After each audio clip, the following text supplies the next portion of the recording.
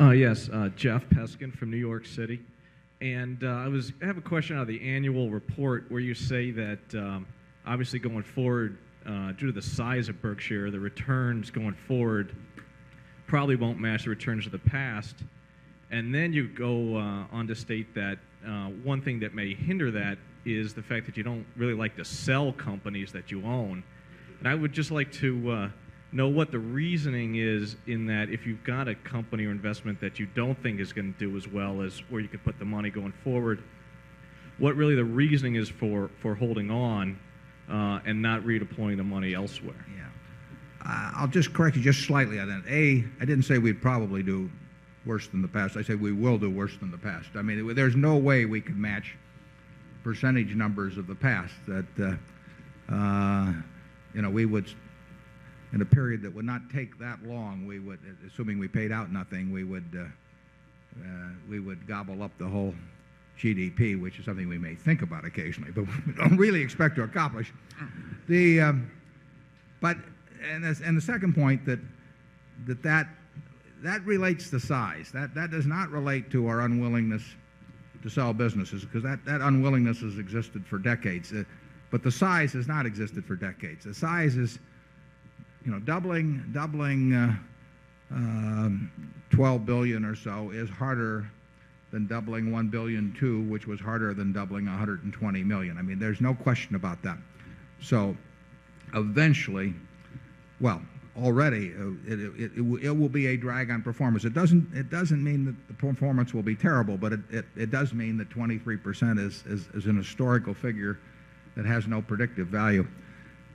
The unwillingness to sell businesses, like I say, goes back a long way. That is not what that if that hurts performance, it's peanuts.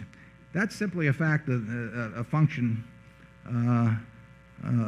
of the attitude Charlie and I have, is that if we want to live our lives, we find it a rarity when we find people in the business that we want to associate with. When we do find that, we enjoy it.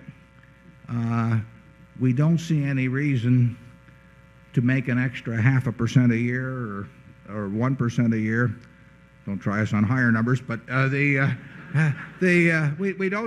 don't see a reason to go around ending friendships we have with people or contact or relationships. It just doesn't make any sense to us.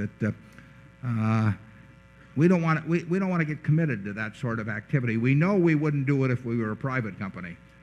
Now, in Berkshire, we feel we've enunciated that position. We want to get that across to everybody who might join with us, because we don't want them to expect us to do it. We want them to expect us to work hard to get a decent result and to make sure that the shareholders get the same result we get and all of that sort of thing.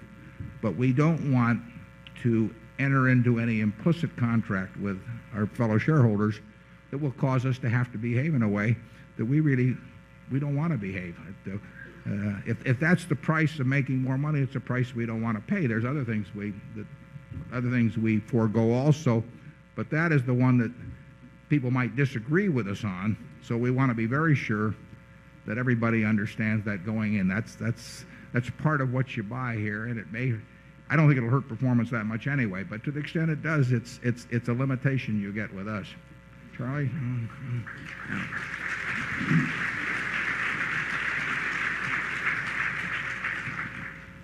I don't think there's any way to measure it exactly, but my guess is that if you could appraise something you might call the character of the people that are running the operating businesses in Berkshire, many of whom helped create the businesses in the first place and are leading citizens in their community, like the Helzbergs. I don't think there's any other corporation in America that's done as well as we have. If you measure the human quality of the people who are in it. Now you can say we've collected high-grade people, because we sure as hell couldn't create them. But one way or another, this is a remarkable system. And why would we tinker with it? If you want to attract high-grade people, you probably ought to try and behave pretty well yourself. Yeah. I mean, besides, it wouldn't be any fun doing the other. I mean,